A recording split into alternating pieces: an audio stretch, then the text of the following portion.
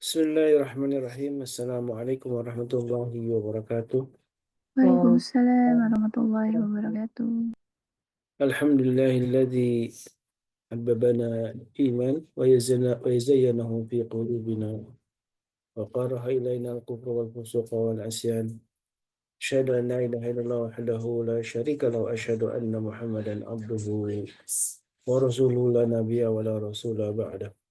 Allahumma salli wa sallim wa karim wa barik ala nabiyyina wa syafi'ina wa maulana wa qudwatina wa imamina Muhammad wa ala alihi wa sahbihi wa man ihtada bi sunnatihi wa hudahu amma ba'du. Alhamdulillah wa syukurillah di pagi ini Allah masih memberikan kita kenikmatan untuk berjumpa dalam majlis ilmu, sebuah kenikmatan yang terus harus kita syukuri karena dengan bekal ilmu mudah-mudahan Allah Subhanahu wa taala memudahkan kita jalan menuju surga. Dan di pagi ini Allah bangun kita dalam keadaan sehat walafiat, yang tentu dengan kesehatan inilah kita manfaatkan semua aktivitas ibadah kita dengan lebih baik lagi. Dan salah satu ibadah yang tentu menjadi eh, kewajiban sesungguhnya adalah kewajiban fardu ain untuk kita semua adalah menuntut ilmu syariat, ilmu yang alhamdulillah di setiap pagi dan bahkan malam hari kita dibimbing oleh para guru kita dari MKI untuk sama-sama membekali diri kita dengan ilmu, ilmu agama, ilmu yang dengan ilmu itulah mudah-mudahan Allah ridho dengan kita semua. Salawat dan salam tentu senantiasa kita aturkan kepada Nabi kita baginda Rasulullah SAW, serta keluarganya, para sahabat, dan juga mudah-mudahan kita termasuk umatnya yang kelak akan mendapat syafaat dari beliau. Amin Allahumma amin. Sahabatku yang dimuliakan Allah, di pagi ini, di hari Senin, masih di bulan Dzulqa'dah, di bulan haram, tentu menjadi sebuah keistimewaan yang harus kita syukuri juga. Kita mulai merasakan bagaimana hari-hari penuh berkah karena di bulan Ramadan, di bulan haram termasuk bulan yang Allah lipat gandakan pahalanya. Dan tentu menjadi satu kebiasaan kita, selain ngaji juga kita bersedekah di pagi hari. Mudah-mudahan dengan sedekah itu pula Allah makin cinta dengan kita. Allah memberikan keberkahan tidak hanya ganti dalam bentuk pahala, juga keberkahan untuk keluarga kita yang alhamdulillah ini di pagi ini di hari Senin sebagaimana biasa, keluargaku surgaku menjadi bagian yang menemani kita setiap pagi di hari Senin Selasa bersama duet guru kita Saudari Al-Jamali dan Bapak Haikal. Mudah-mudahan dengan inspirasi para guru kita inilah yang menjadikan kita makin uh, beriman kepada Allah Subhanahu wa taala. Dan pagi ini tema tentang rumah menjadi bagian yang memang harus kita pelajari ya, karena rumahku surgaku. Coba itu jannati menjadi salah satu yang sering kita dengar, sebuah ungkapan, sebuah istilah yang hampir sering kita dengar tentang rumah adalah surga dan rumah adalah surga duniaku. Begitulah kata Ustaz Dodi Al-Jamari, Insya Allah ya. Dan ini tema yang menjadikan rumah-rumah kita, rumah yang mudah-mudahan rumah yang tentu sebagaimana yang diperingatkan atau ditanamkan oleh Rasulullah SAW dalam berbagai hadis yang mulia tentang rumah penuh cahaya. Rumah cahaya adalah rumah yang untuk rumah yang penuh dengan zikir kepada Allah Subhanahu wa taala. Baik, kita mulai dengan tentu kajian dari atau pemaparan dari Ustaz Dodi Al-Jamari tentang sebuah rumah yang rumah menjadi tempat surga kita di dunia. Tafadhal mashkur Ustaz Dodi. طيب شكرا جزاكم الله خير نفعل الله في كل آياتكم Amin amin. بسم الله والصلاة والسلام على رسول الله السلام عليكم ورحمة الله وبركاته Waalaikumsalam. Waalaikumsalam Waalaikumsalam warahmatullahi warahmatullahi wabarakatuh. wabarakatuh. الحمد لله وكفى والصلاة والسلام على النبي المصطفى وعلى آله وصحبه أهل الصدق والوفاء أشهد أن لا إله إلا الله وحده لا شريك له وأشهد أن محمدا عبده ورسوله لا نبي ورسول بعد اللهم صل وسلم وبارك على نبينا محمد وعلى آله وصحبه ومن والاه ولا حول ولا قوة إلا بالله أما بعد. Bapak Ibu yang dirahmati Allah SWT, calon penghuni surga semuanya. Kebersyukuran adalah sebuah keniscayaan, dan salawat serta salam semoga senantiasa tercurah ke hadirat Rasulullah Shallallahu Alaihi Wasallam, berikut para keluarga, sahabat, dan para pecinta risalah dan syariat beliau hingga akhir zaman. Mudah-mudahan kita yang hadir pada kesempatan pagi hari ini bisa menjadi bagian dari golongan orang-orang yang mendapatkan syafaat beliau kelak di akhirat. Amin. Allahumma amin. Teriring doa, mudah-mudahan Allah SWT senantiasa memberikan kepada seluruh kita, mulai pembinanya MKI, pengurusnya MKI, seluruh yang mengampu hadirnya kegiatan ini bisa terjadi, baik yang offline maupun online, yang telah sibuk mewakafkan dirinya kepada dakwah Islam ini, dari kemudian seluruh keluarga Bapak Ibu, mudah-mudahan Allah SWT tidak hanya berikan hidayah, tetapi juga inayah, iradah, terlebih kudrah dan maunahnya. Mudah-mudahan Allah SWT memberikan kepada kita keistiqomahan menjalankan keislaman kita, meskipun terseok-seok, tertatih-tatih. Kita butuh kepada bantuan Allah Tabaraka wa Ta'ala, bentuk kekuatan Allah Tabaraka wa Ta'ala, dan insya Allah kita akan mampu mencapai husnul khatimah dan kelak kita dikumpulkan bersama keluarga di surganya. Amin. Allahumma. Bapak Ibu yang dirahmati Allah SWT, baiti jannati, rumahku surgaku. Ini yang membuat kita menjadi punya keinginan rumahku surgaku. Tetapi pertanyaannya adalah rumahku surga duniaku. Kalau kita lihat betapa Allah SWT menghadirkan dua surga, ya, di sana Allah SWT menghadirkan dua surga. Apa yang dimaksud dengan dua surga? Maka kita bisa lihat betapa Allah SWT dalam apa namanya, surah Ar-Rahman, ya, liman maqaman liman khafa maqaman jannatan, ya, dan Allah SWT memberikan bagi orang yang punya rasa takut, yaitu dua surga. Nah, ini yang kemudian kalau kita bedah secara harfiah, sebagian ulama menjabarkan bahwa ini maksud dua surga di sini adalah betul-betul punya dua surga, surga di dunia maupun surga di akhirat. Ini menjadi bagian yang setiap kita ingin rasanya punya kedudukan baik di dunia maupun di surganya Allah Tabaraka wa Ta'ala yang kekal abadi selamanya. Nah, kita memahami bahwa apa yang Allah SWT berikan kepada kita bukan tanpa upaya dari kita.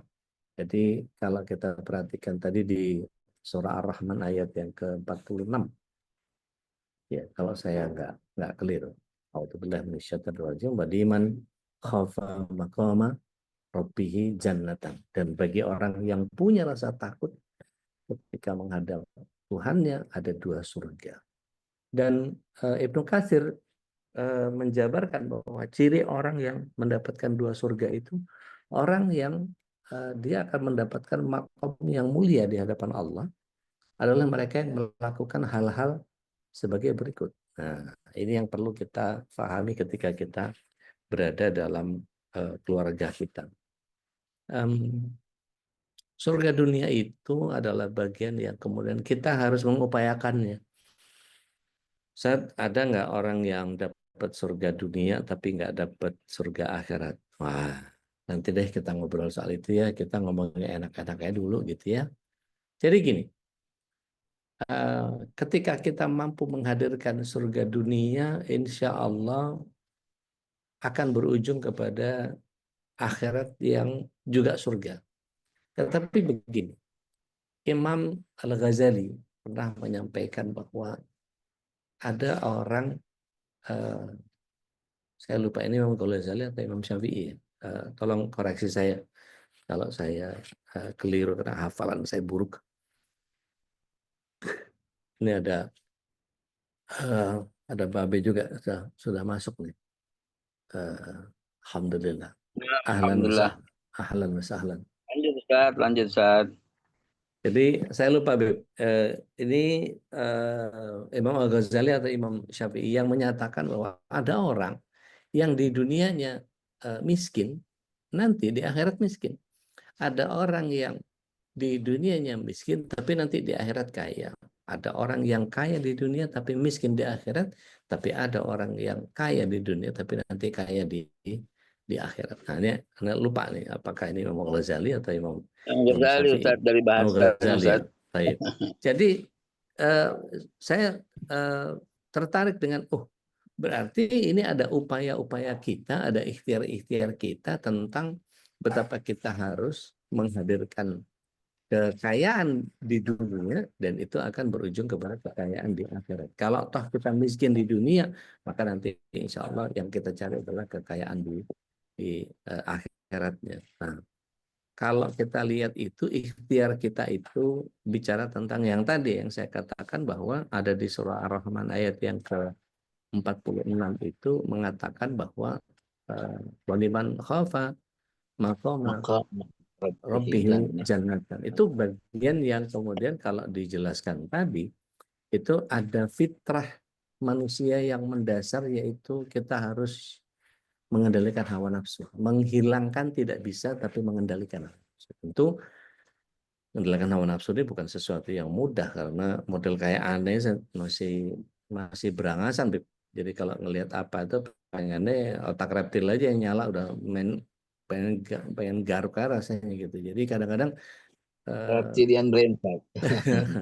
iya, otak reptilnya masih nyala, sumbunya masih pendek. Kadang-kadang kalau kita terdorong untuk mengekang hawa nafsu itu, nah, mengelola hawa nafsu ini butuh keistiqomahan dalam melunakkan hati. Antum yang sudah mengajarkan kepada kami bagaimana zikir keluarga, itu bagian yang Masya Allah, aneh, bukan karena ada antum ngomong kagum sama antum, enggak, tapi itu wah, aneh belum tuh gitu. Jadi kepengen mencoba, tapi nanti pelan-pelan mulainya gitu.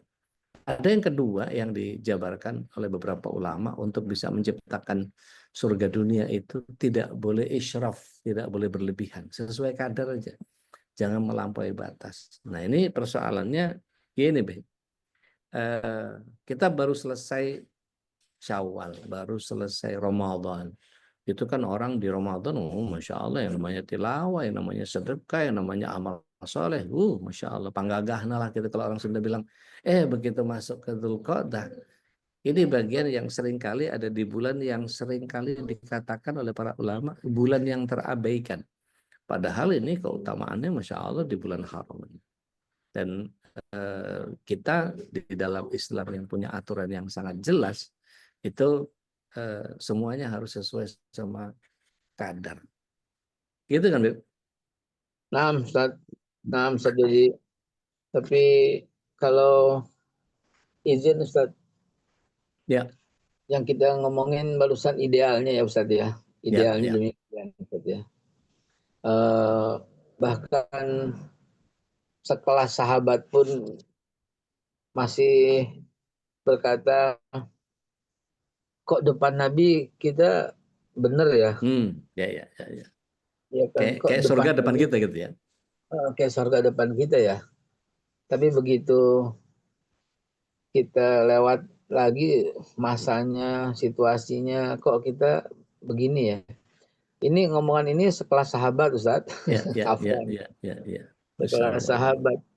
Hanyalah Abu Bakar Siddiq seorang yang mampu mempertahankan itu kalau lihat dari hadisnya, karena Umar bin Khattab pun mengeluhkan, Utsman bin Affan pun mengeluhkan. Ya. Apalagi kita yang jauh daripada masa sahabat. Ya. Jadi memang benar apa kata Rasulullah, iman yazidu wa yanqus, pasti naik turun. Maka dari itu kalau saya punya diagram dulu, Ustaz, diagram Ya. grafik, nggak masalah turun asal jangan turun seperti yang lalu gitu. Hmm. Nggak masalah turun sunnatullah banget, tetapi turunnya tidak seperti yang lalu gitu. Jadi turunnya cenderung naik. Kalau grafiknya tuh tetap naik, Ustaz. Hmm. Kayak fluktuasi emas ya, Beb? Iya, fluktuasi, turun tapi naik, turun Ya, tapi naik, turun kemudian naik, turun ya, kemudian naik, turun kemudian naik. Jadi betul-betul kita menikmati kodrat sebagai manusia dan menikmati ampunan Allah. Ya ya, Allah, saya dosa lagi, ampunin dong. ya, Gitu. Ya ya, ya, Allah, saya ya, keliru lagi, ampunin dong. Ya Allah, saya error lagi, ampunin dong. Ternyata itu dicintai Allah gitu. ya, Dan pasti kita salah, pasti kita keliru, pasti kita dosa, pasti kita lupa. Tapi begitu balik lagi, ini yang paling aku cintai. Bahkan dalam bab dosa itu di Riyadhus Shalihin jilid 1 itu kita dikumpulin tuh sama Imam Nawawi. Eh, Dia kata satu kampung itu tidak ada yang berdosa. Ini hadisnya Bukhari wa Muslim. Andai kata satu kampung itu nggak ada yang dosa, maka Allah musnahkan kampung itu. hmm, Dan kemudian Allah bangkitkan lagi orang-orang di kampung itu yang kemudian dia berdosa, lalu dia minta ampun. Kemudian dia berdosa, lalu dia minta ampun. ya. Jadi manusiawi banget gitu, Ustaz. Baik, baik, baik. Nah, sementara untuk masuk ke dalam sebuah bagian yang tadi Ar-Rahman ayat yang ke-46 itu, berarti kita memang punya eh, apa? Harus punya cara memelihara rasa takut itu ya, Beb. Nah, Jadi waliman khafa maqama rabbih jannatan itu menjadi bagian yang ya memang harus kita harus punya rasa takut terus gitu. Jangan jangan apa? Jangan kalau orang Jawa bilang kemelinti gitu. Jangan sok gitu. Dan eh, nah, bagian ini yang kemudian kalau kita perhatikan secara sederhana sih sebetulnya ada bagian yang harus kita jaga yaitu orientasi akhirat ini jadi bagian yang salah satu kalau kata Ibnu Katsir orang yang tidak mengutamakan urusan dunia itu dia betul-betul ya harus menganggap bahwa dunia ini cuma titipan. Dunia ini cuma jembatan menuju akhirat. Dunia ini sebenarnya tidak hina, tapi yang hina itu maksud dan tujuan kita atas dunia.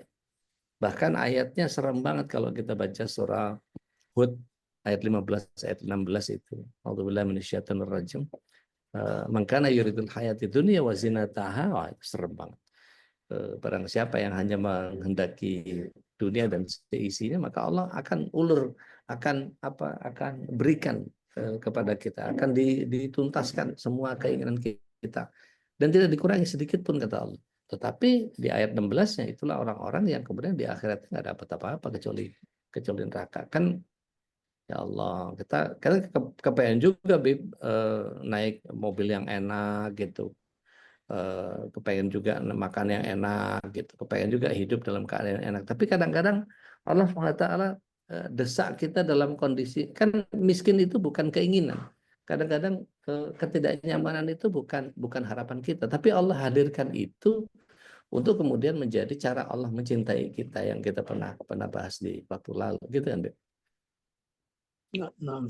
Ustaz. Eh, kita praktekin balik lagi ke keluarga. Kalau Al-Fakir praktekin menunda kenikmatan, Ustaz, sama anak-anak, Hmm. Ustaz. Hmm. Yang sebenarnya bisa untuk itu, tapi Nanti kita deh. nggak kasih, Ustaz. Hmm. Sebenarnya kita bisa nih, sebenarnya bisa. Cuma kita bilang, jangan. Sebenarnya kita mampu, kita bisa gitu Ya, lakukan. ya. Kita bilang, jangan, jangan. Nanti aja deh, gitu. Nanti aja deh, nanti aja deh, nanti aja deh. Terus nanti aja deh. Emang terjadi protes dari anak-anak, tapi ini bagian untuk mendidik gitu ya. Nanti aja deh, nanti aja deh, nanti aja deh gitu. Ini bagian untuk itu, Ustaz. Ya. Anda selalu dan selalu lakukan itu. Anda selalu dan Papa uangnya tuh ada. aku lihat uang papa, katanya Aisyah, aku lihat rekening papa. Tapi kenapa begini? Ya karena untuk kehidupan kamu berikutnya, karena untuk kehidupan kamu habis ini, karena untuk kehidupan kamu begini gitu, Ustaz. Jadi menunda kenikmatan. Nah, itu bagian daripada pelajaran pada keluarga, saya rasa di topik kita ini. Baik. Kan menghadirkan surga di rumah itu berarti sifat-sifat dasar fitrah kita itu memang harus ditekan sedemikian rupa, karena kalau tadi perjuangannya emang nggak sederhana sih. Kita mungkin ngomong gampang banget, ini harusnya gini, harusnya gitu, bicara ideal. Tapi kalau bicara udahlah, apa istilahnya tuh, kalau para motivator ngomongnya melejit gitu. Tapi kalau kita berusaha untuk ya idealis itu kan harus realistis juga, gitu.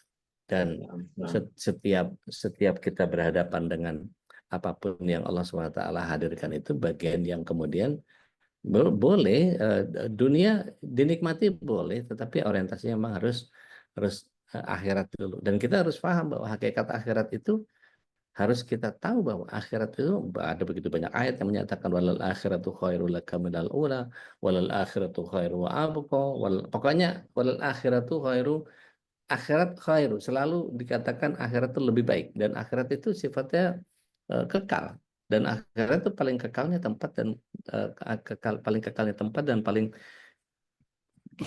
paling mulia tempat. Disitulah kemudian kita butuh kepada takwa yang sebenarnya, menyederhanakan ketaatan. Kalau apa namanya, menjalankan kewajiban kepada Allah dan menjauhi larangan, itu kan sederhana banget sebetulnya, kan nggak seperti Babe bilang, nggak ada yang istimewa kalau orang sholat 5 waktu, perempuan nutup aurat, nggak ada yang istimewa, ya emang itu kewajibannya begitu gitu. Tetapi kemampuan setiap orang melibatkan Allah sejak awal kegiatan dalam berkeluarga itu, Beb, selama proses hingga akhir sampai setiap aktivitas itu kan kadang-kadang ya itu tadi on off-nya tadi itu. Nah, menjaga secara sadar bahwa sabar itu kadang-kadang disapa dengan kepahitan, syukur itu kadang-kadang dibuai dengan kenikmatan, yang kadang-kadang aneh berusaha untuk mengembalikan kadar sabar dan syukur itu begini, B. Ketika engkau mampu menikmati sesuatu dan kau bersyukur atas itu, maka bersabarlah agar engkau tidak sampai kepada kekufuran atas kesyukuran yang kau lupakan. Dan ketika engkau mampu menghadirkan kesabaran dalam setiap musibah, maka bersyukurlah kalau kemampuan itu tidak datang darimu, tetapi datang dari Allah. Terlalu ribet nggak? Sederhana, Beb.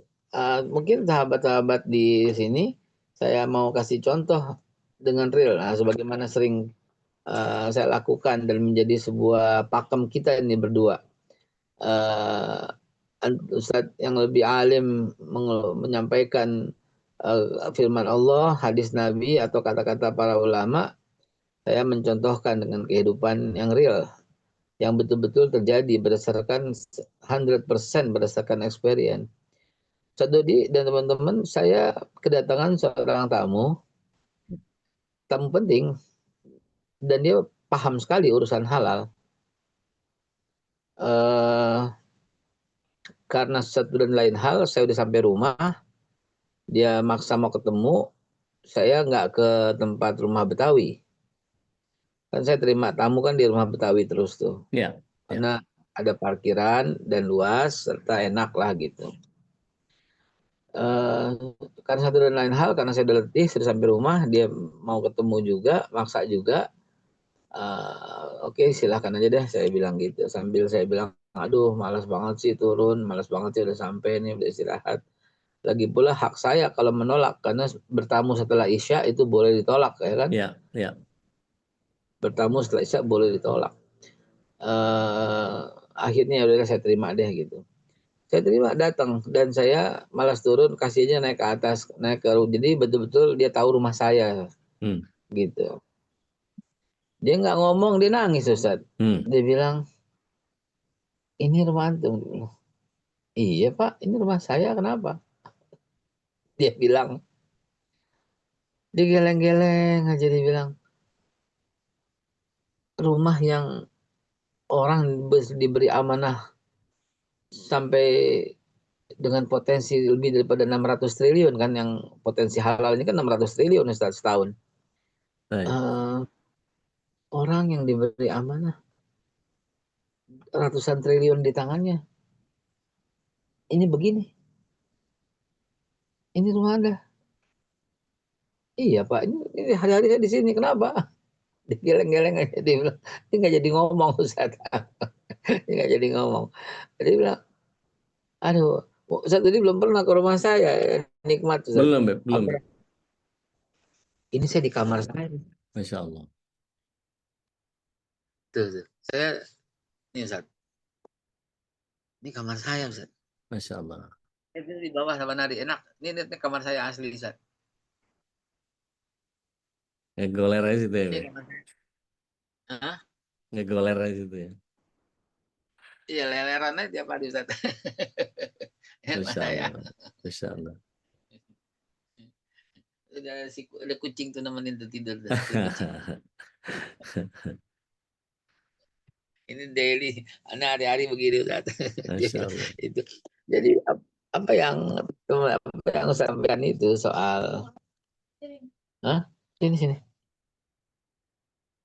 Enggak kelihatan. Nah, ya baru nggak kelihatan. Widih, telur dadar, telur rebus. Afwan ini teman-teman, saya Labas. hari ini apa namanya, mohon doanya karena hari ini insya Allah jumpa dengan Bapak Presiden. Oh, Masya Allah. Karena jumpa jadi ada sesuatu yang mesti disiapkan. Jadi apa yang Ustadz katakan ya saya ngalamin. Saya ngerasain betapa pengen ini, pengen itu, pengen ini, pengen itu. Jangan kamu tinggalkan anak-anakmu dalam keadaan susah. Jangan. Jangan kamu nikmatin. Nggak apa-apa kok, ini juga udah bisa kita nikmatin. Dan Allah Subhanahu Wa Taala yang sampaikan, jangan kamu tinggalkan anak-anak kamu tuh, sepeninggalan kamu tuh di dalam keadaan miskin, dalam keadaan susah. Jangan tinggalkan. Artinya kalau kita pakai kalimat semantik, ya kita pakai mantik bayan, tinggalkan anak-anakmu dalam keadaan kaya dong, gitu kan? Ya. Tinggalkan anak-anakmu dalam keadaan berharta dong, karena fokusnya ini soal harta juga. Ya. Tinggalkan anak-anakmu dalam keadaan dia bisa menikmati hidup dan bertakwa gitu, sehingga dia nggak pusing seperti kamu gitu. Memang saya dididik oleh abah seperti itu gitu. Ya. Kalau saya pikir-pikir, ayah saya tuh kaya raya Ustaz. Tapi kita nggak pernah mengalami dan nggak pernah menikmati. Yang kita alami itu adalah alhamdulillah seumur hidup nggak ngontrak gitu loh. Alhamdulillah. Seumur hidup nggak nyari kontrakan karena abah udah tinggalin rumah buat kita semua gitu. Dengan anaknya 8. Akhirnya dengan pengalaman experience seperti itu saya lakukan sama anak-anak saya dong gitu loh. Ya. Kalau papa nggak ada, insya Allah kamu nggak usah ngontrak karena kamu punya rumah yang papa tinggalin gitu loh. Ya. Akhirnya tuh merembet ke kantor Ustaz. Saya teman-teman kantor tuh saya bilang ikutin yang saya lakukan dan insya Allah tidak satupun dari anak-anak kalian yang akan mencari pekerjaan nantinya. Gitu. Jadi ya kita menunda kenikmatan, tapi insya Allah Allah berbuah manis lah, begitu intinya. Gitu Ustaz Afwan. Masya Allah.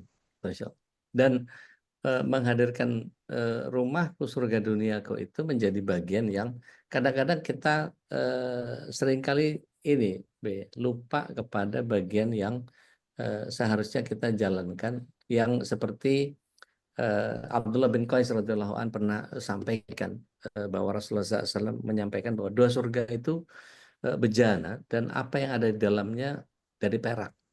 2 surga itu bejana dan apa yang ada di dalamnya dari emas. Tidaklah di antara kaum dan di antara mereka melihat Rabb mereka, melainkan ada pakaian keagungan di wajahnya di surga Aden yang tetap. Ini kan bagian yang setiap kita kepengen sampai ke sana, tetapi persoalannya kadang-kadang kan tiap keluarga beda-beda ya, Be.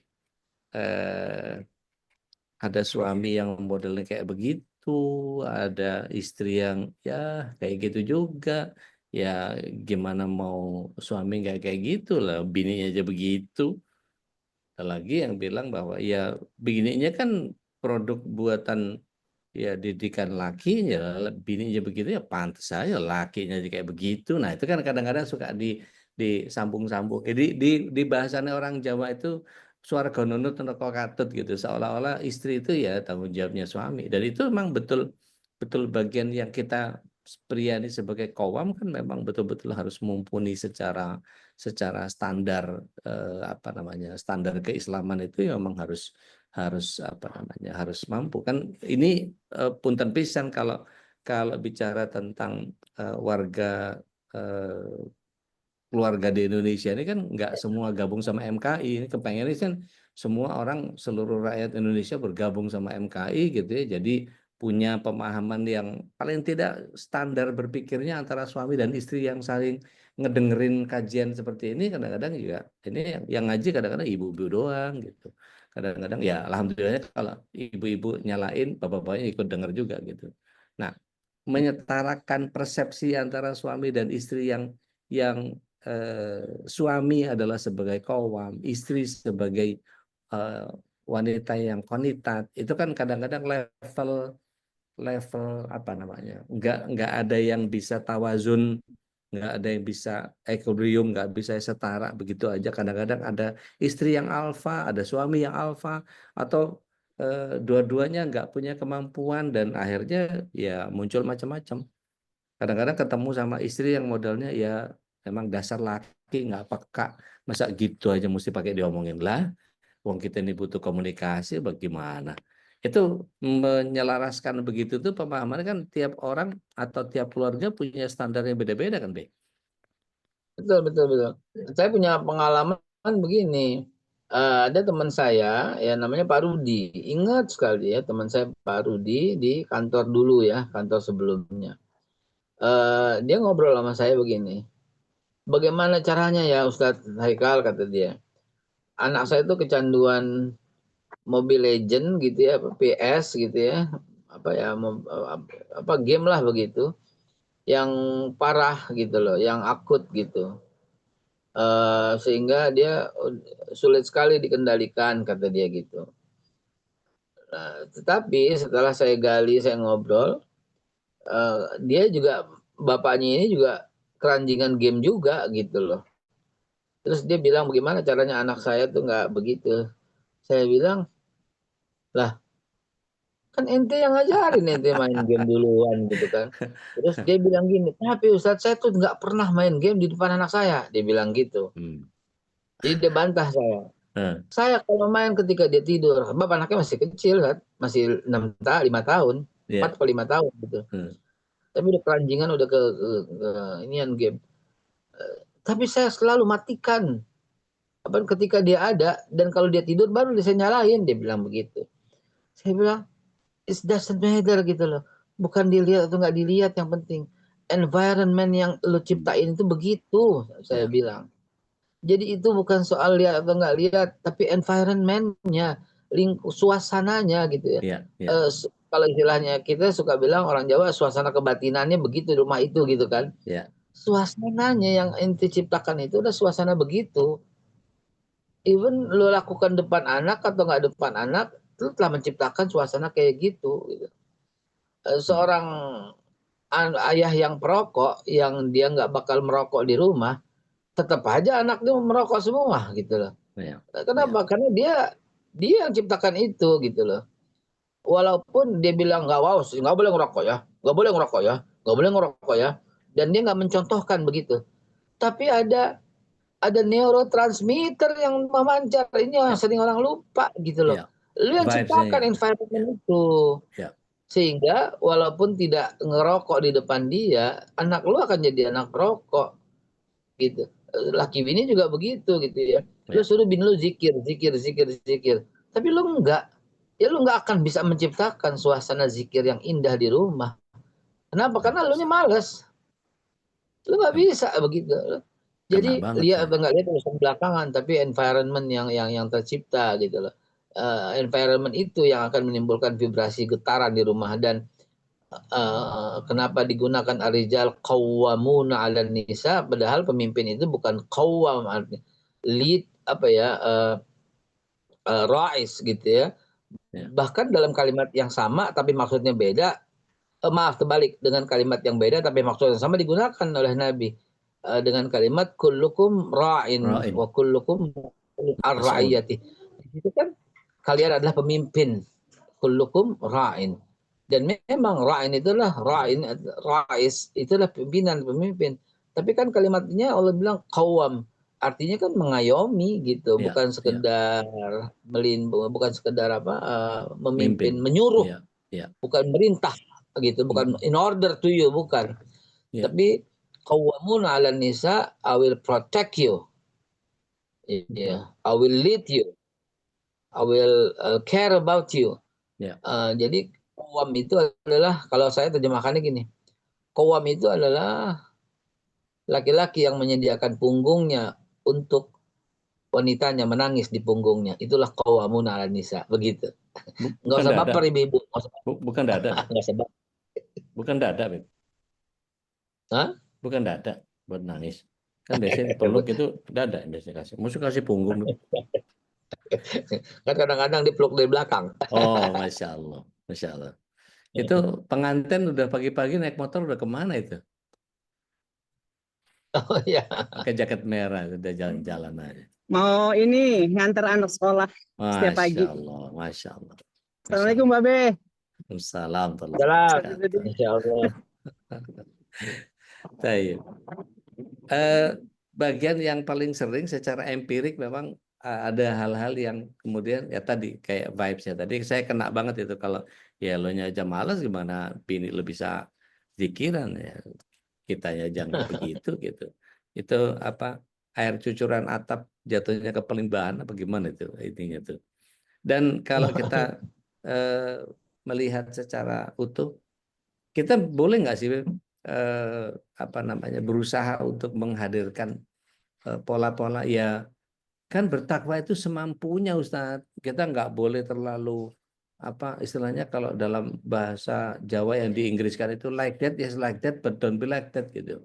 Ngono ya ngono nih kocok ngono gitu. Tapi ya gimana tuh apa namanya kalau orang Jawaban nggak Umar, ah, jawaban Umar bin Khattab ketika ditanya kenapa Umar bin Khattab nggak sholat ba'diyah, nggak sholat witir setelah isya langsung gitu. Kenapa nggak sholat witir langsung setelah isya gitu loh. Jawabannya udah berapa tahun jadi orang Islam, kok telat-telat mulu tahajud. Nah itu kan keren itu. ya Jadi kan lu udah berapa tahun sih jadi orang Islam, masa iya sih masih nggak pernah tahajud, masa iya sih bablas gitu, intinya gitu kan, masa iya bablas. ya. Kan kalau kita bikin grafik amalan sholat subuh, zuhur, asar, maghrib, isya doang, itu kan zaman SD kita gitu. Ya, mutabah ya Umi ya. Zaman SD, ini umur lo di 60 masih sembahyang, masih 5 waktu juga, pakai otak ngapa gitu. SD itu 5 waktu SD, lo udah 60 masih 5 waktu juga. Yang bener aja loh, gitu kan gitu. Kalau istilah Betawi gitu, pakai otak Iya. ngapa lo udah 60 sembahyangnya masih 5 waktu juga. Itu kan zaman SD. Nggak bener banget udah dikasih nikmat banyak lo masih 5 waktu aja. Nah, kayak itulah Ustaz. Ya. Buat orang yang berkata ngono yang ngono neng ojo ngono, udah berapa tahun jadi orang Islam tuh mati mendadak lah apa bekelnya kan. Berapa tahun jadi orang Islam gitu kan. Berapa tahun udah dikasih nikmat. Kalau Berapa orang tahun dikasih hidayah. Berapa tahun Iya. dikasih hidayah sama Tuhan. Berapa tahun Kalau- cuma nempel tuh hidayah. Nggak pernah copot sekalipun. Terus lu masih bayang 5 waktu doang.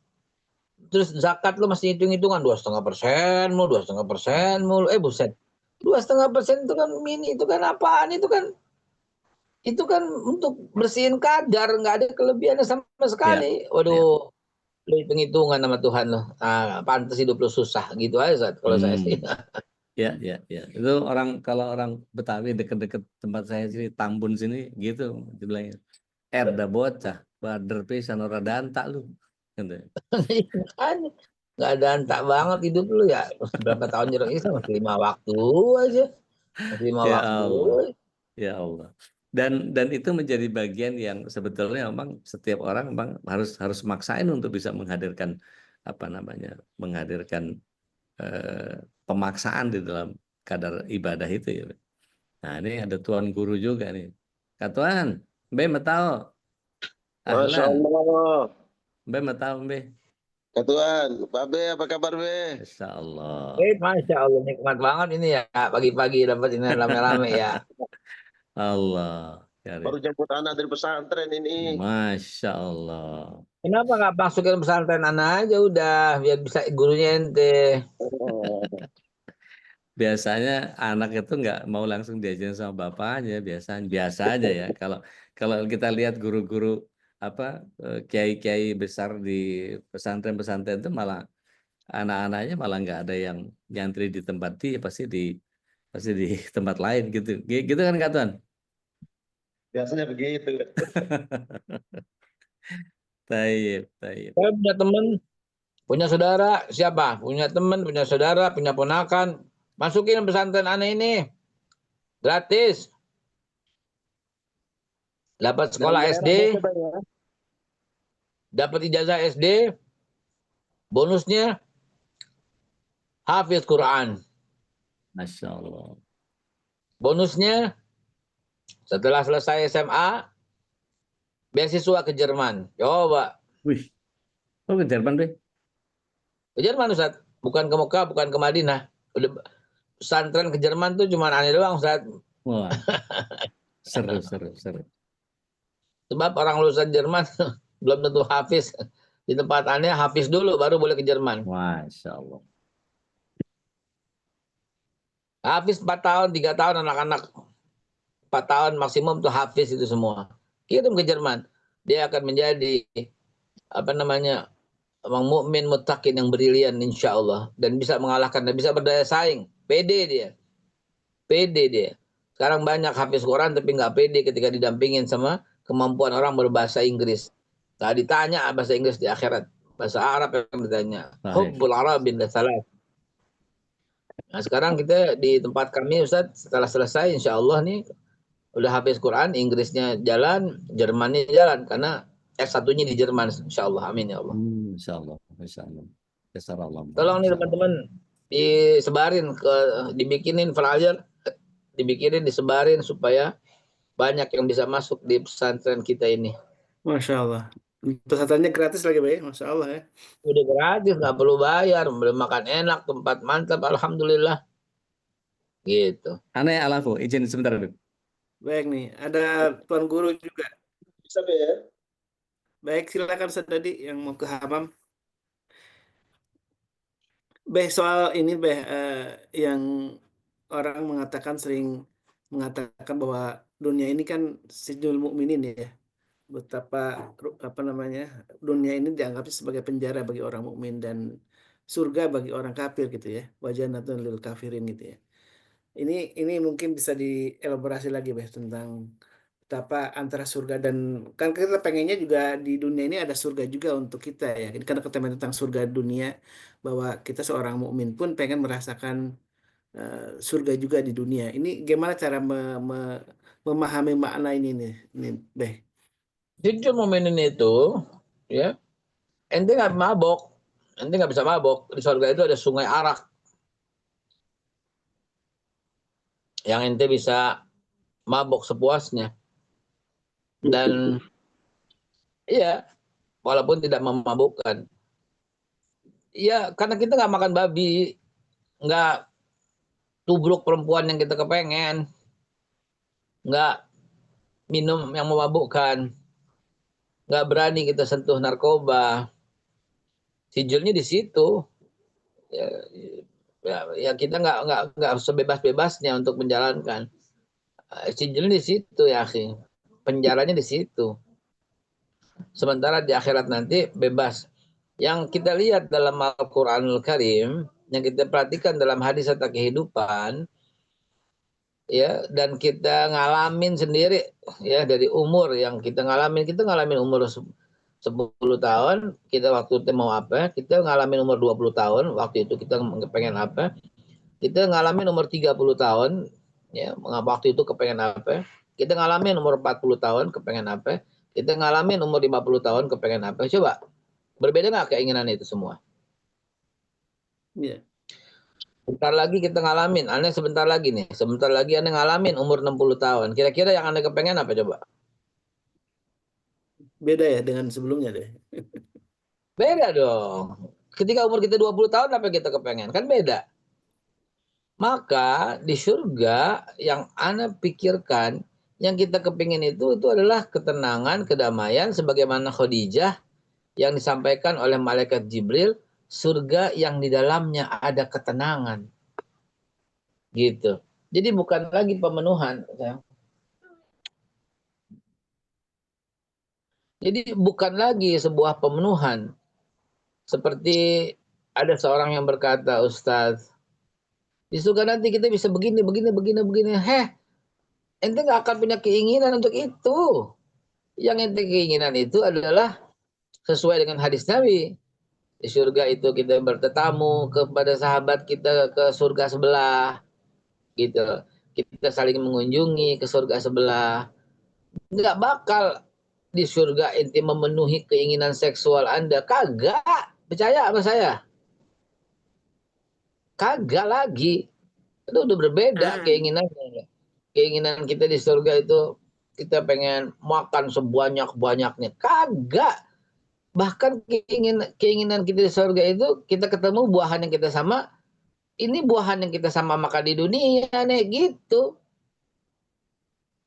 Ini buahan yang kita makan sama-sama di dunia. Ini surat apa itu Al-Baqarah itu di awal, di masih juz awal di Al-Baqarah itu, masih lembar kedua itu. Ya. Kullu mimma apa namanya? Kullu mimma razaqna ini kan buah-buahan yang kita makan. Jadi nggak aneh-aneh gitu loh, nggak aneh-aneh.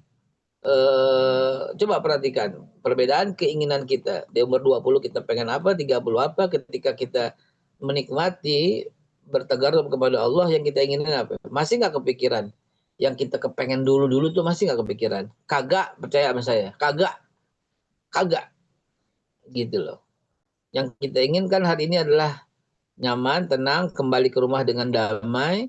Nah, kembali ke rumah dengan damai itu adalah suasana orang yang pulang kampung.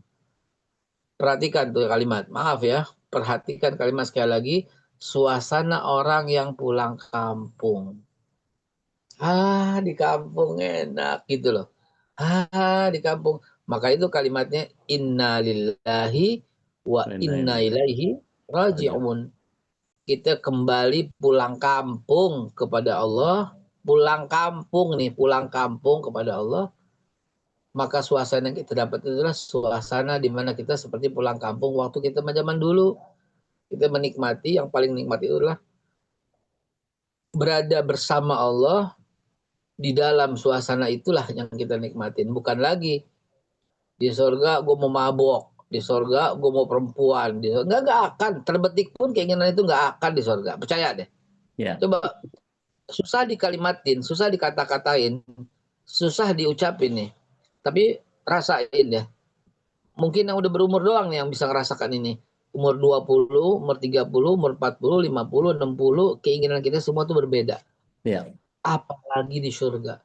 Pasti, Ustaz, Ya. Kolis, keinginan kita itu nggak akan ada terbertik begitu lagi. Percaya? Mohon koreksi nih Tuan Guru, Ustaz Dodi, tolong koreksi.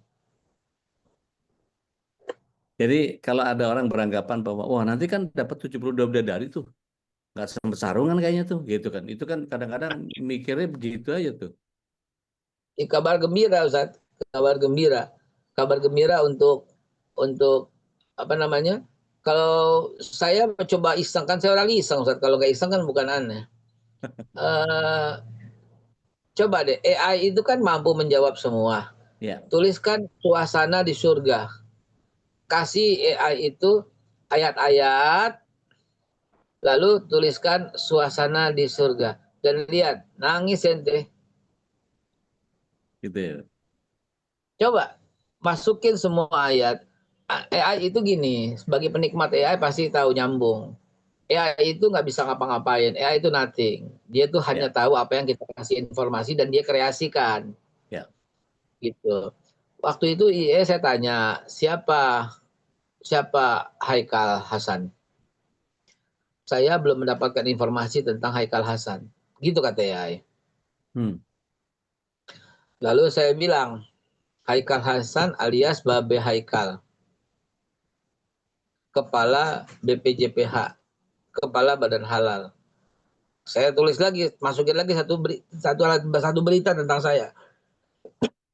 Saya tanya lagi AI, siapa Haikal Hasan? Dijawab kemudian dengan AI, Haikal Hasan adalah tokoh begini. Beliau terlibat dalam aksi 212 dan beliau begini. Beliau adalah dai dengan ini. Beliau membahas soal sejarah Islam begini. Beliau dilantik oleh Presiden Prabowo sebagai ini. Beliau diungkapin cuma semua berita-berita kita dan ini link tentang Haikal Hasan alias Babe Haikal. Jadi pertanyaan pertama, ya nggak bisa jawab. Kenapa? Karena dia bodoh. Jadi ketika kita kasih informasi, maka ya akan menyeluruh. Maka disinilah hebatnya Allah Subhanahu Wa Taala menciptakan dan nggak salahnya ketika Adam alaihissalam diciptakan, malaikat berkata, ini kan wayusfikud dima ini kan yang menumpahkan darah ini. Ya bukan malaikat maha tahu, tapi malaikat diceritakan oleh Allah tentang the next-nya kayak apa. Kemudian Allah menceritakan asma'ahum, nama-nama, dikasih vocabulary oleh Allah kepada Adam. Maka ketika dikasih vocabulary, maka Nabi Adam menjadi lebih alim daripada malaikat. Maka untuk membuat alim seseorang, berikanlah dia vocabulary.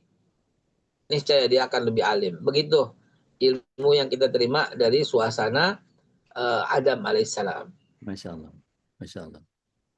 Kak Tuan, kalau mau nambahin, tafadhol masykur. Masya Allah, tabarakallah. Syukran. Gimana kabar, Be? Sehat?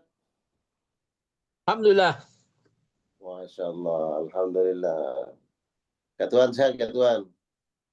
Bibarakat itu aikum, Kak Tuan. Masya Allah. Alhamdulillah. Alhamdulillah, bekhair. Jadi memang kita harus menikmati dulu kebahagiaan di dunia. Agar Allah sempurnakan kebahagiaan kita di akhirat. Masya Allah. Masya Allah. Dan kebahagiaan seorang mukmin di dunia itu karena nikmat yang paling agung, yang paling besar yang Allah berikan, yaitu nikmat iman dan Islam. Kalau kita sudah bahagia dengan nikmat ini, insya Allah kita bahagia di akhirat. Ya. Sebenarnya ini yang dimaksud oleh ulama yang mengatakan siapa yang tidak merasakan surga di dunia, bahagia di dunia, jadi akan merasakan surga dan kebahagiaan di akhirat. Karena kebahagiaan seorang mukmin di dunia itu karena iman, bukan karena harta, bukan karena pangkat, kedudukan, jabatan, tapi karena iman. Kalau dia bahagia karena mendapatkan nikmat iman di dunia, itu nanti yang akan dia dapatkan di akhirat, kesempurnaan nikmat. Masya Allah. Kumpul sama orang soleh pagi-pagi sambil ngopi ini mantap ya, Masya Allah. Babe sarapan apa tuh, Be? Telur rebus. Saya kasih telur rebus. Nggak boleh yang lain dulu nih sementara nih. Timbangan lewat 90 soalnya, timbangan lewat 90.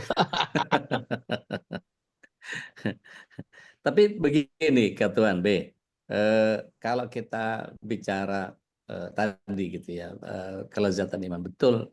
Kalau orang ngandelin kekayaan, Korun mestinya lebih bahagia. Kalau bicara jabatan, Fir'aun mesti lebih bahagia. Tetapi ketika kita bicara yang paling bahagia adalah Rasulullah SAW, tetapi Anda melihat bahwa Rasulullah SAW ini bahkan sampai di akhirat pun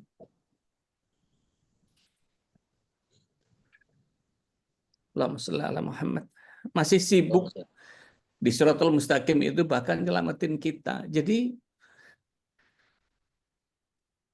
merugilah kita yang kemudian tidak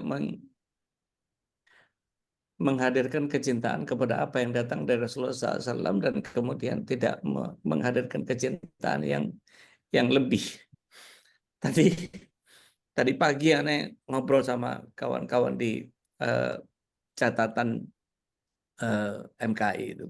Aneh bilang sama Bu Dwi sama Bu Nadia itu bahwa Ibnu Qayyim Al-Jauzi menyatakan bahwa man ahabba syai'an ghairullah udiba bih. Sesiapa yang mencintai sesuatu selain Allah pasti akan menderita dan tersiksa. Dan ketika kita tahu bahwa Rasulullah SAW juga menyampaikan habibaka haulan ma, cintai kecintaanmu sekedarnya saja. Itu bagian yang kemudian membuat kita kalau mencintai sesuatu selain Allah memang penuh dengan siksaan gitu. Dan ketika menghadirkan kecintaan kepada apa yang datang dari Allah dan Rasulnya SAW, itu pun kalau ngebayangin Rasulullah SAW bahkan sampai di Shiratal Mustaqim pun masih berlelah-lelah tentang bagaimana menyelamatkan kita, itu rasanya ya Allah kayak saya ini belum ngapa-ngapain gitu. Masya Allah. Itu yang kemarin Anda singgung di kajian kita di MKI Jumat pagi, Kak Tuan B. Baik. Ya, Anda sampaikan bahwa kita akan mencintai sesuatu itu karena kebaikannya. Kenapa kita diikat oleh Allah dengan kedua orang tua kita? Seorang ayah mencintai anaknya, anak mencintai ayahnya, ibunda, dan seterusnya. Karena memang kebaikannya. Jasanya. Jasa orang tua terhadap diri kita itulah yang kemudian di antara penyebab kita mencintai kedua orang tua kita. Kita bicara tentang kebaikan Rasulullah. Yang tadi Kak Tuan izin.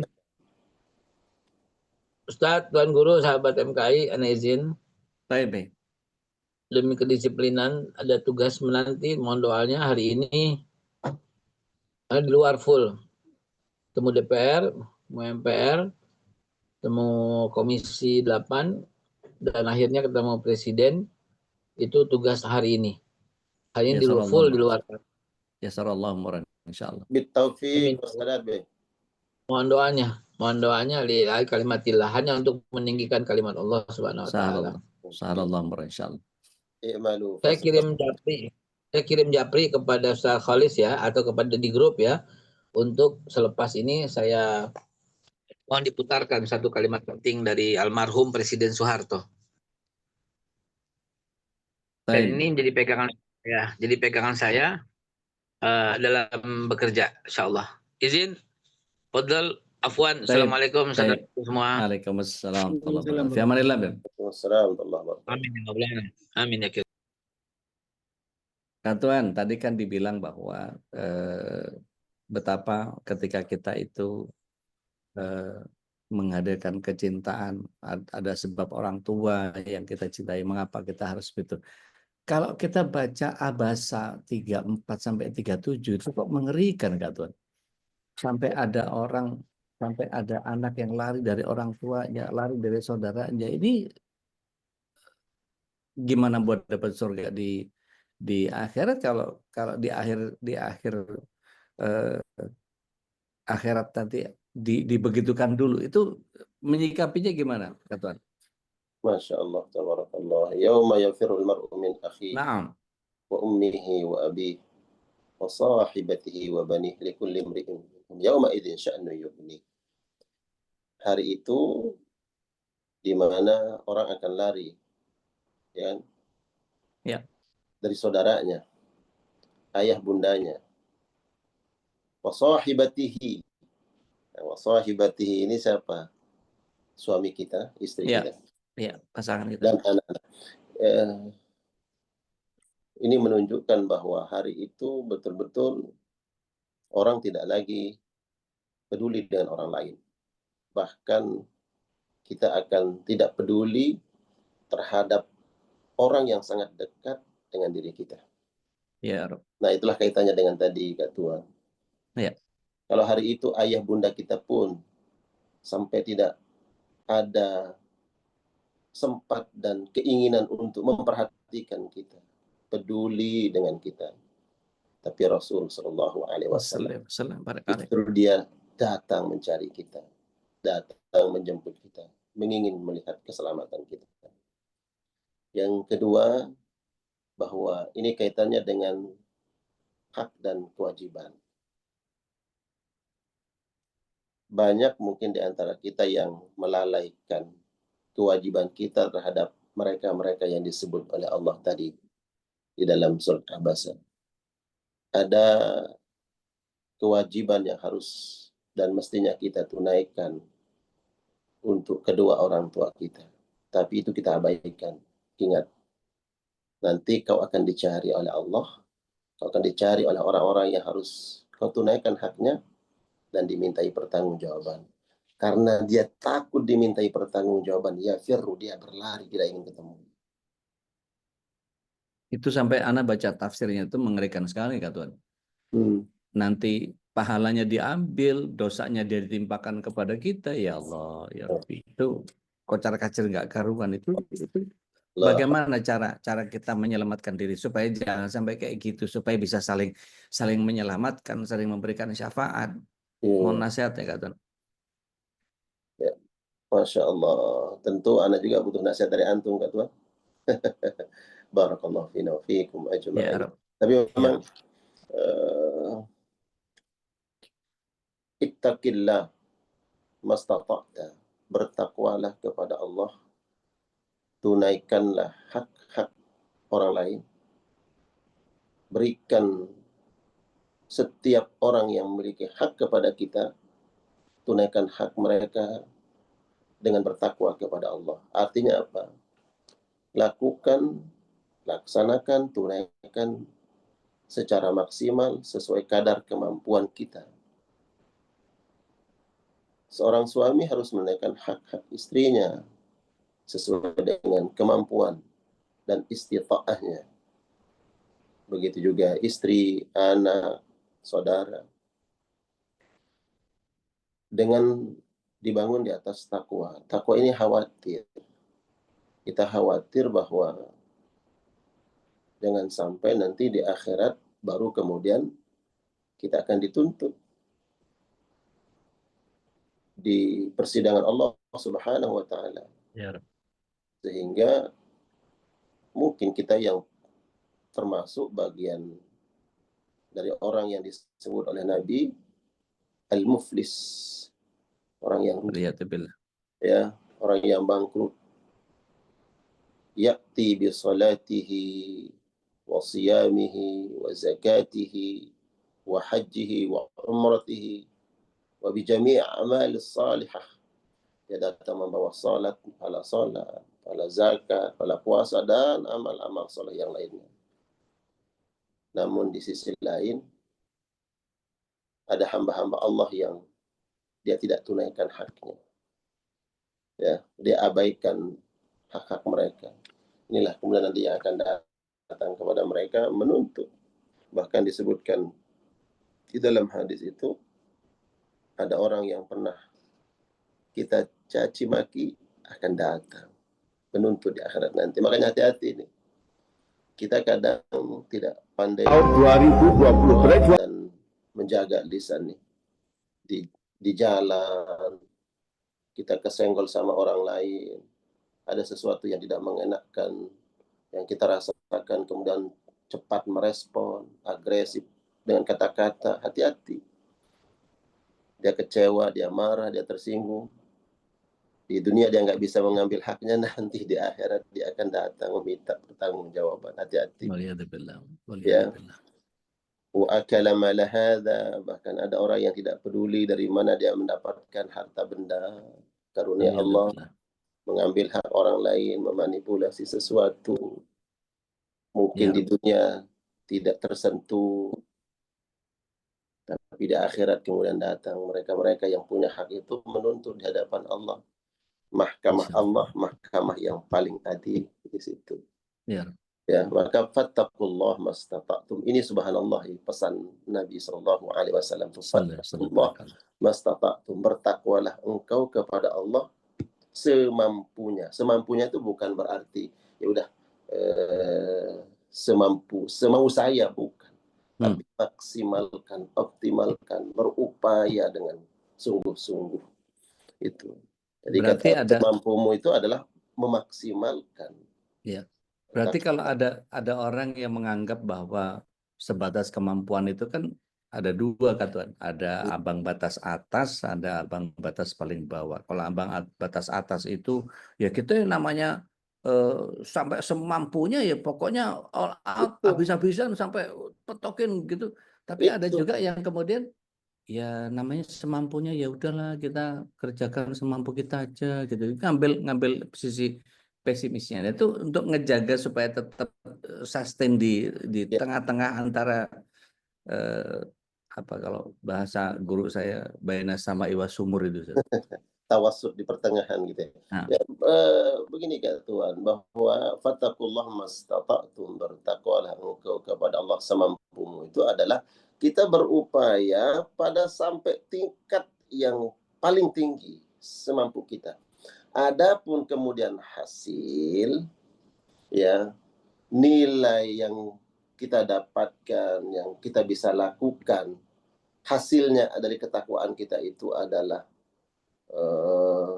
seandainya bahwa ini yang paling rendah, ya kita terima.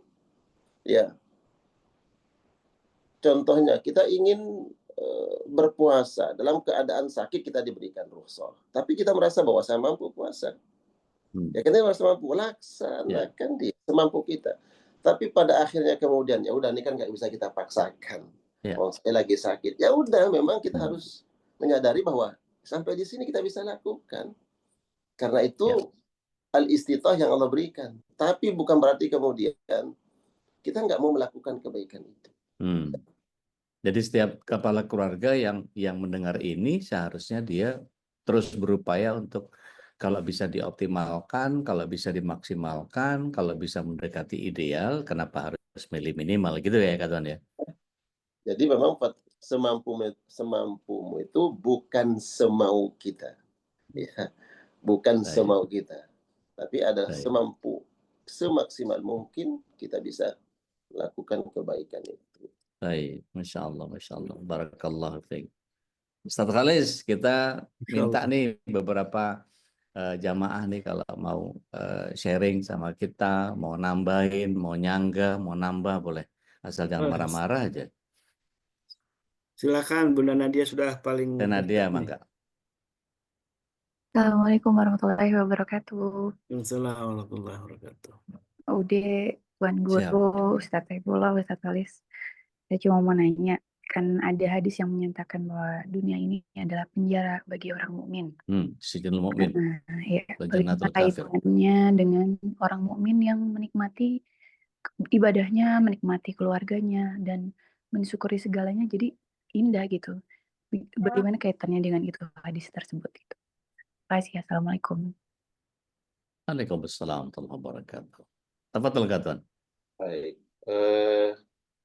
Saya dapat penjelasan dari yang saya dengar dari para ulama, kemudian dari referensi yang kita baca.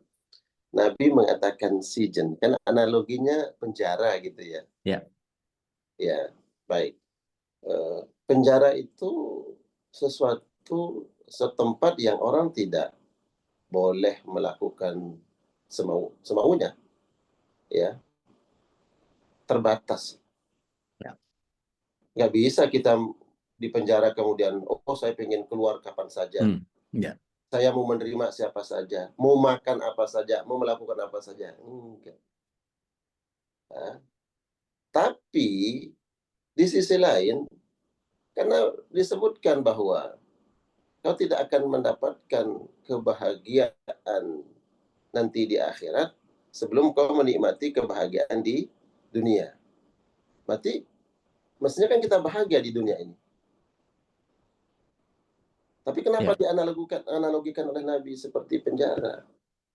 Ya, karena bahwa memang kita nggak boleh melakukan sesuatu semau kita, memperturutkan keinginan hawa nafsu, itu nggak bisa. Kita diatur oleh Allah Subhanahu wa taala dengan sebuah syariat. Hawa nafsu kita ingin, mohon maaf tadi Babi menyebutkan tentang khamar, kita ingin minum khamar. Itu dorongan keinginan, dorongan hawa nafsu. Tapi kita dibatasi oleh syariat. Nggak bisa semau kita. Tapi kita harus bahagia di penjara itu. Bagaimana kok bisa harus bahagia di penjara? Bisa bahagia di penjara. Ada orang yang di luar penjara, ternyata dia mau melakukan apa saja, nggak ada yang larang, ya, nggak ada yang mencegah dia, tapi menjadi sebuah keburukan. Tapi ketika dia masuk ke penjara, dia tidak bebas melakukan sesuatu, ada aturan di situ. Ternyata di penjara hidupnya menjadi tertib, di penjara hidupnya menjadi terarah, bahkan di situ dia bisa ngaji, di situ bisa bertemu dengan orang-orang yang mungkin sama-sama berniat baik. Keluar dari penjara menjadi orang baik dia. Ya, jadi penjara bagi orang-orang beriman itu karena memang kita tidak boleh melakukan sesuatu semau kita. Kita dibatasi oleh Allah, oleh syariatnya. Ada aturan yang harus kita jaga. Nggak boleh kita langgar. Ya. Tapi bukan berarti di penjara kita nggak bahagia. Justru bagi orang-orang beriman, ya di sini dia mendapatkan kebahagiaannya. Orang yang melihat penjara adalah tempat yang ternyata lebih baik buat dia dibandingkan di luar penjara. Di penjara ternyata di hidupnya lebih teratur. Ya, makan pun diatur jadwalnya, bahkan mandi diatur jadwalnya, bahkan sholat. Coba lihat ya.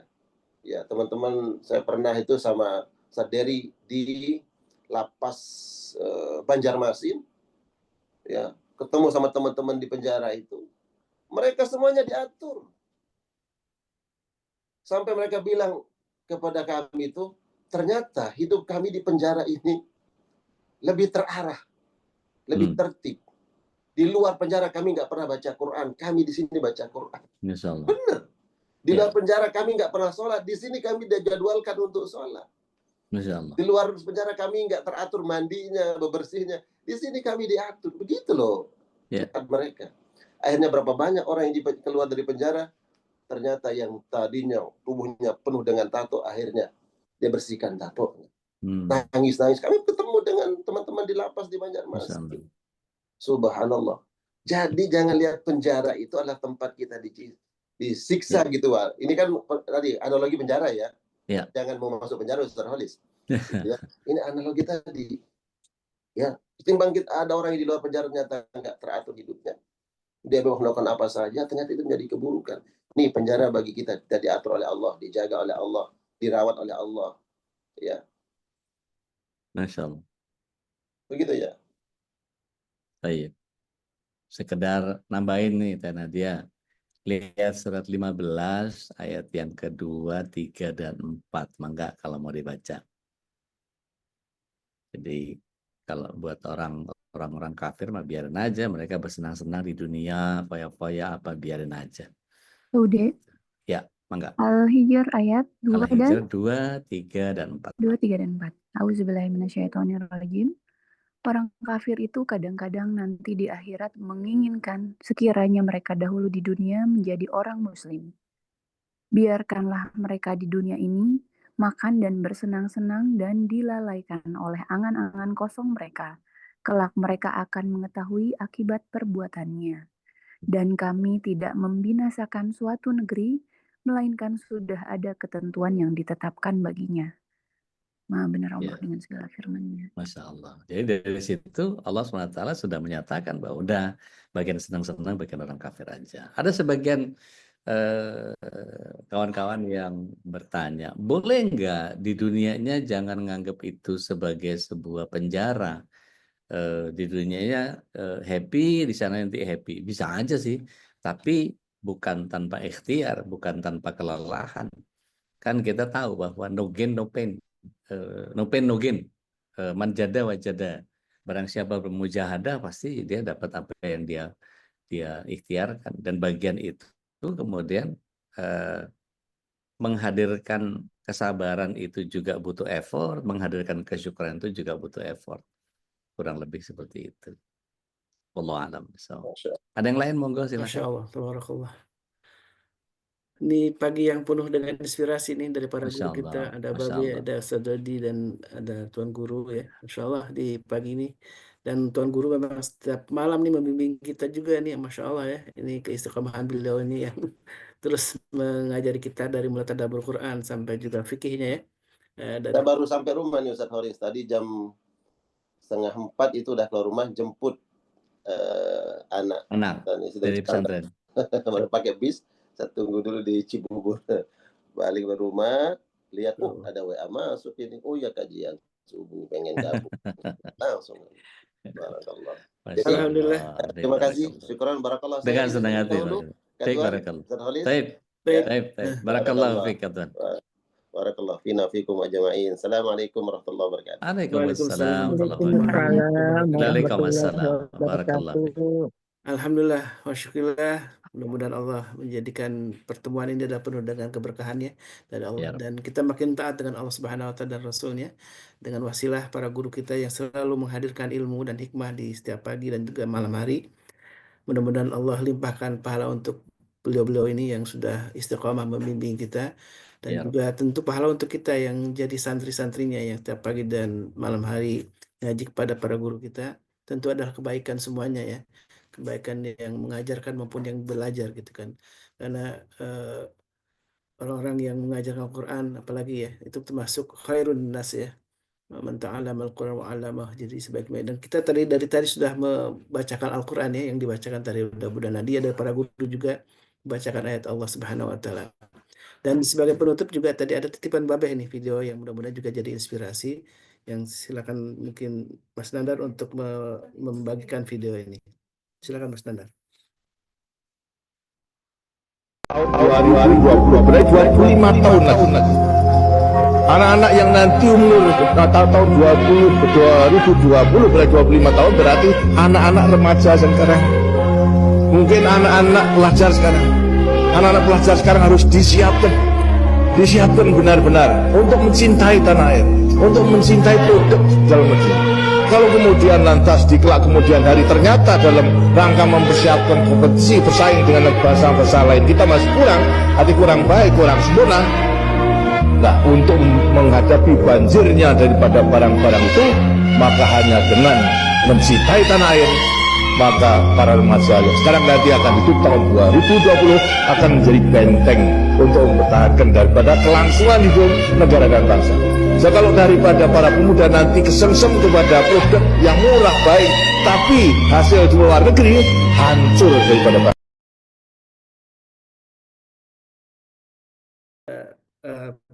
Pesan gitu ya dari Presiden kedua kita di mudah-mudahan Allah ampuni dosa-dosa beliau ya, dosa beliau, dan juga berikan rahmat untuk beliau.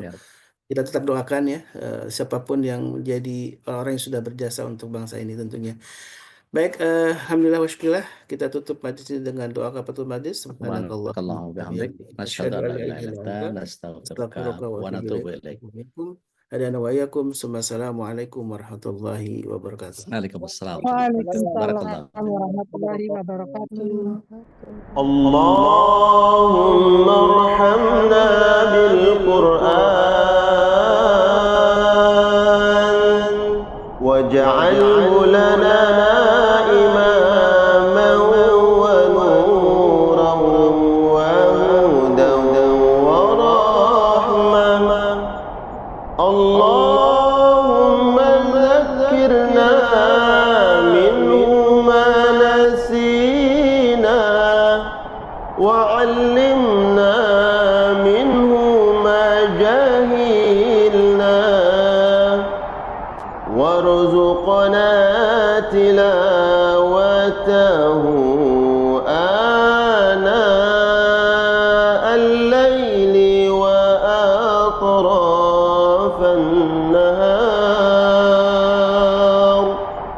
واجعله لنا حجة يا رب العالمين.